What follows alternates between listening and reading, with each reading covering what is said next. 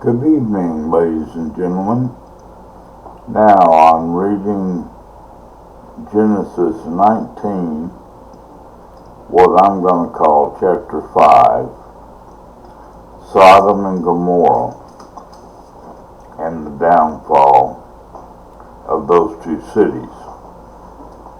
So, the men of Sodom surrounded the house, both young and old, all the people from every quarter, and they called to Lot and said to him, "Where are the men who came to you tonight? Bring them out to us that we may have relations with them."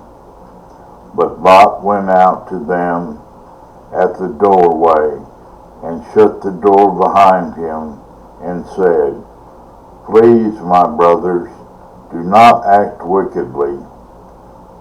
Now look, I have two daughters who have not had relations with any man. Please let me bring them out to you, and do to them whatever you like.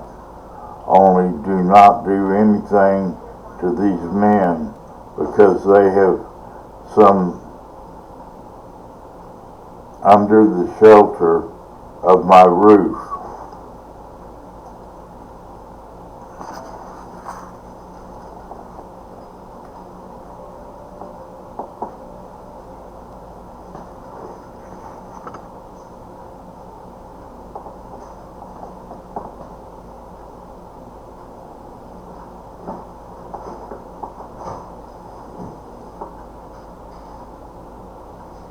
And do to them whatever you like. Only do not do anything to these men, because they have come under the shelter of my roof. But they said, "Get out of the way." They also said, One is not in here. Okay. There you go. "Thank You're you." welcome. Get out of the way, they also said.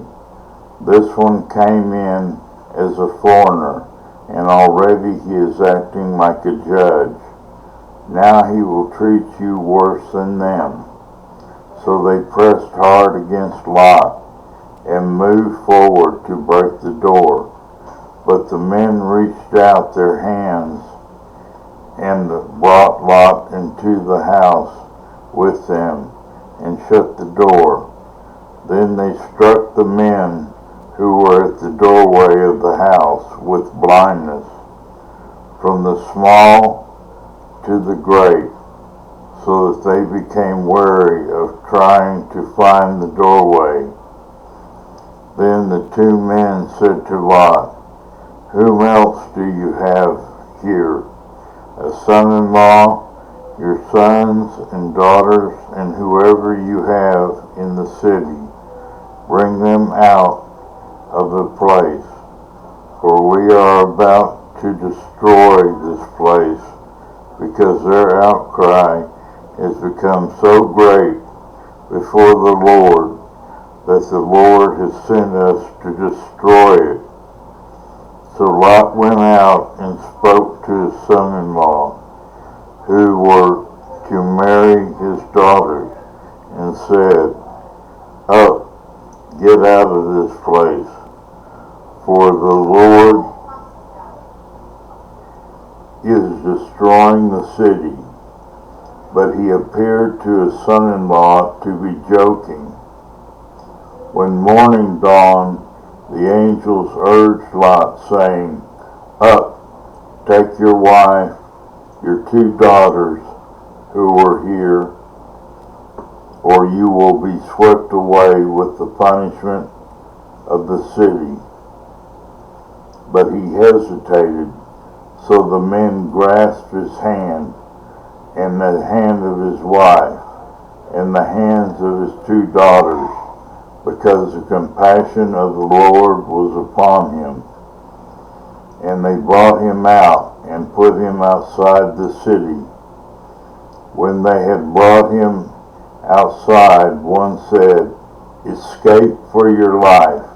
Do not look behind you, and do not stay anywhere in the surrounding area. Escape to the mountains, or you'll be swept away." But Lot said to them, "Oh no, my lords. Now behold, your servant has found favor in your sight, and you have magnified your compassion, which you have shown me by saving my life. But I cannot escape to the mountains, for the disaster will overtake me, and I will die. Now behold, this town is near enough to flee to, and it is small.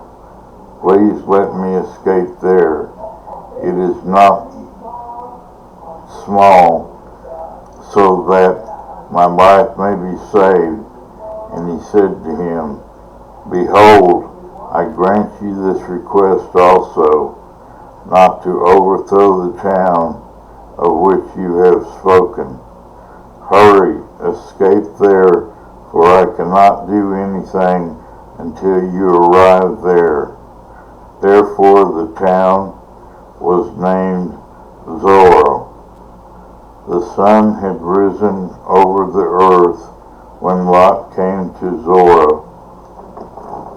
Then the Lord rained brimstone and fire on Sodom and Gomorrah from the Lord out of heaven, and he overthrew those cities and all the surrounding area, and all the inhabitants of the cities, and what grew on the ground. But Lot's wife from behind him looked back, and she became a pillar of salt. Now Abraham got up early in the morning and went to the place where he had stood before the Lord, and he looked down toward Sodom and Gomorrah, and toward all the land of the surrounding area, and behold, he saw the smoke of the land ascending like the smoke of a furnace. So it came about, when God destroyed the cities of the surrounding areas, that God remembered Abraham and sent Lot out of the midst of the destruction, when he overthrew the cities in which Lot had lived.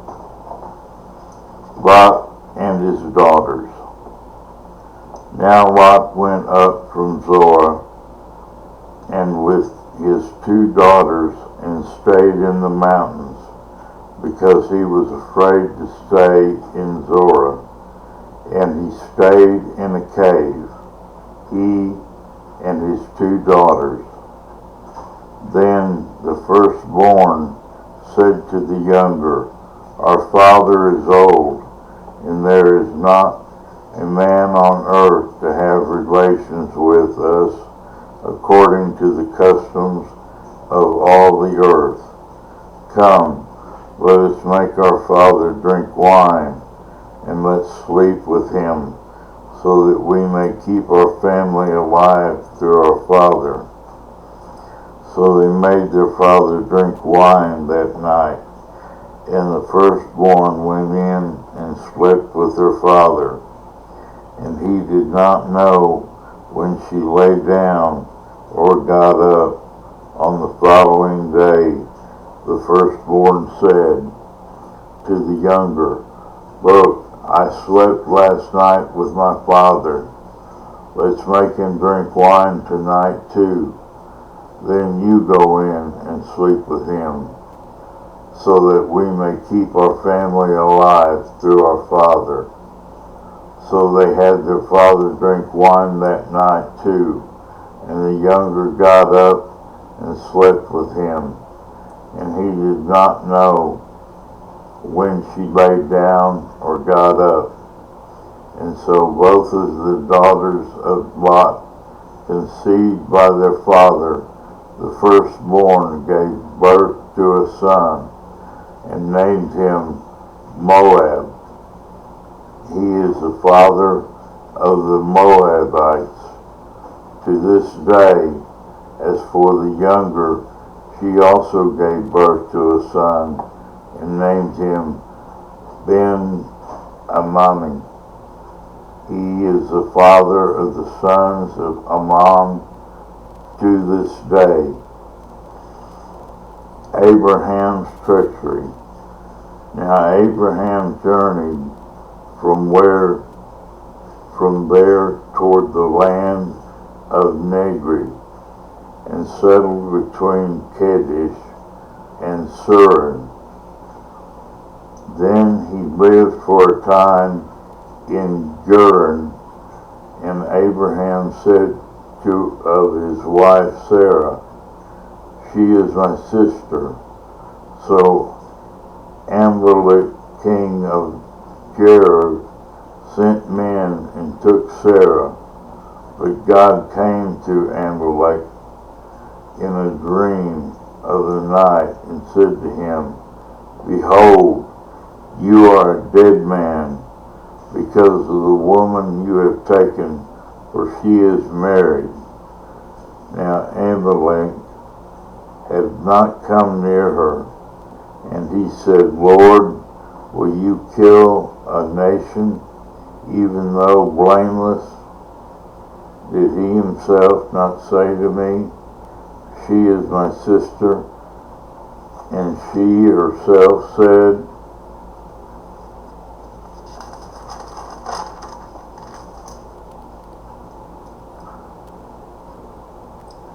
"She is my brother. In the integrity of my heart and the innocence of my hands, I have done this." Then God said to him in the dream, "Yes, I know in the integrity of your heart you have done this, and I also kept you from sinning against me. Therefore I did not let you touch her. Now then, return the man's wife, for he is a prophet, and he will pray for you, and you will live. But if you do not return her, know that you will certainly die, you and all who are yours." So Abraham got up early in the morning and called all his servants and told all those things in their presence, and the people were greatly frightened. Then Amalek called Abraham and said to him, "What have you done to us? And how have I sinned against you? What you have brought on me and on my kingdom a great sin. You have done to me things that ought not to have been done." And Amalek said to Abraham, "What have you encountered that you have done this thing?" Abraham said, "Because I thought, surely there is no fear of God in this place, and they will kill me because of my wife. Besides, she actually is my sister, the daughter of my father, but not the daughter of my mother, and she became my wife. And it came about when God caused me to wander from my father's house that I said to her, 'This is the kindness which you have shown to me. Everywhere we go, say of me, he is my brother.' Abimelech then took sheep and oxen and male and female servants and gave them to Abraham, and returned his wife Sarah to him. Abimelech said, Behold, my land is before you. Settle wherever you please. To Sarah he said, Look, I have given your brother 1,000 pieces of silver. It is your vindication before who are with you, and before everyone you are cleared. Then Abraham prayed to God, and God healed Abimelech and his wife and his female slaves, so that they gave birth to children, for the Lord had completely closed all the wombs of the household of Abimelech because of Sarah, Abraham's wife.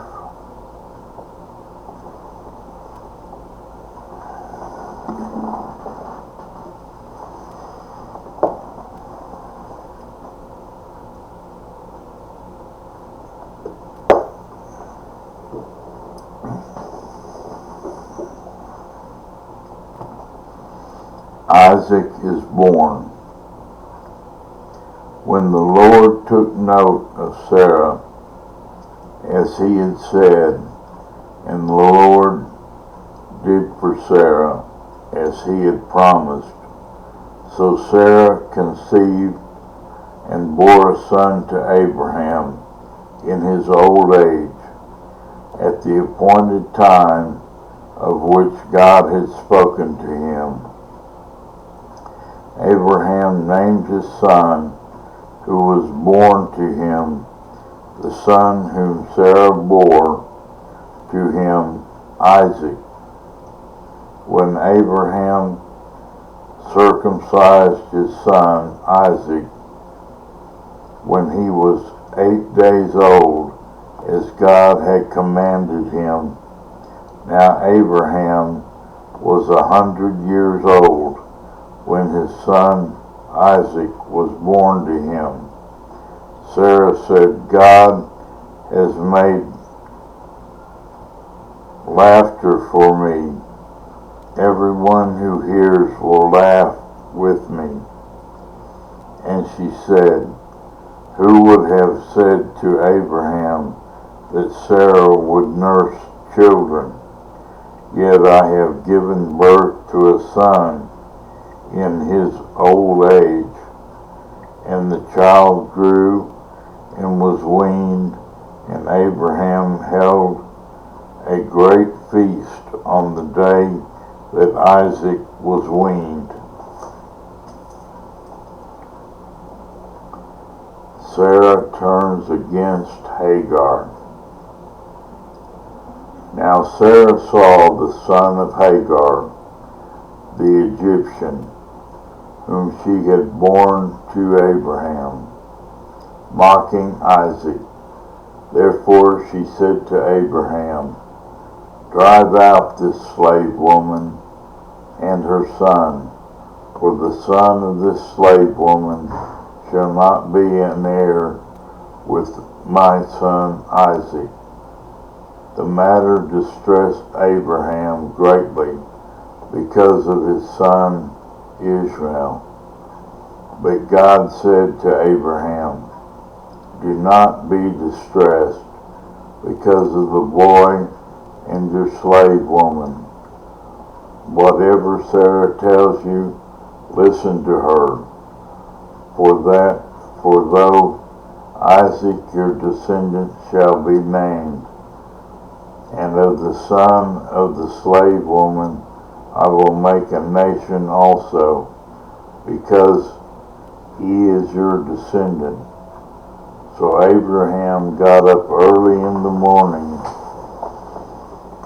and took bread and skin of water and gave them to Hagar, putting them on her shoulder, and gave her the boy and sent her away. And she departed and wandered about in the wilderness of Bathsheba. When the water in the skin was used up, she left the boy under one of the bushes. Then she went and sat down opposite him, about a bow shot away, for she said, "May I not see the boy die?" And she sat opposite him and raised her voice and wept. God heard the boy crying, and the angel of God called to Hagar from heaven and said to her, "What is the matter with you, Hagar? Do not fear, for God has heard the voice of the boy where he is.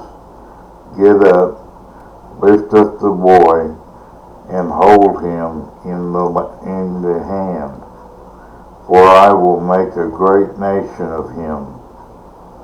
Then God opened her eyes, and she saw a well of water. And she went and filled the skin with water and gave the boy a drink. And God was with the boy as he grew, and he lived in the wilderness and became an archer. He lived in the wilderness of Paran, and his mother took a wife for him from the land of Egypt. Covenant with Abimelech.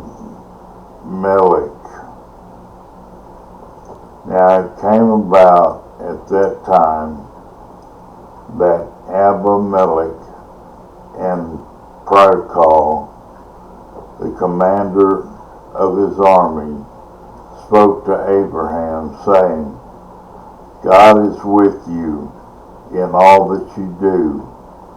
So now swear to me here by God that you will not deal falsely with me or with my offspring or with my descendants, but according to the kindness that I have shown to you, you shall show to me and to the land in which you have resided."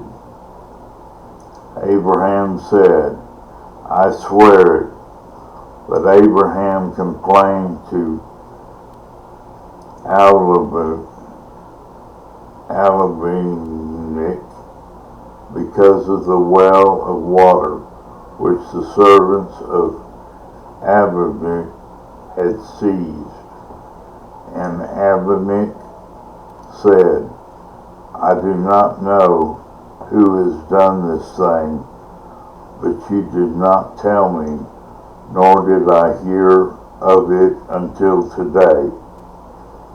So Abraham took sheep and oxen and gave them to Abimelech, and the two of them made a covenant.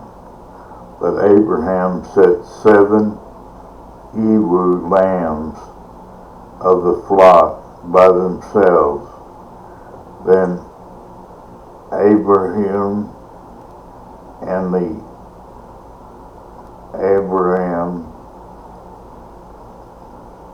"What did these 7 ewe lambs mean, which you have set by themselves?" He said, "You shall take these 7 ewe lambs from my hands, so that it may be a witness for me that I dug this well." Therefore he called that place Beersheba.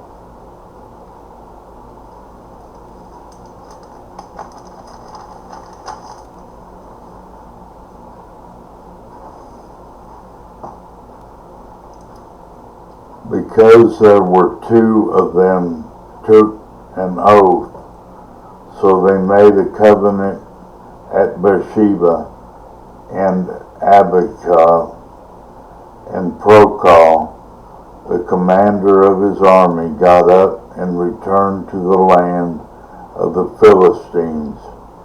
Abraham planted a Damascus tree at Beersheba, and there he called on the name of the Lord, the everlasting God. And Abraham resided in the land of the Philistines for many days.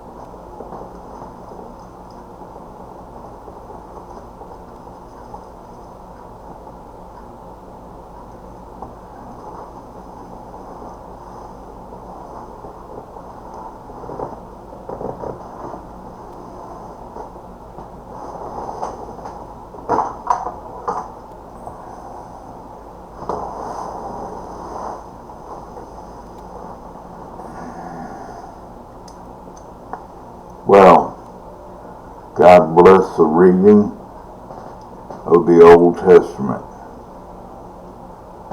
My eyes are tired now. I must rest.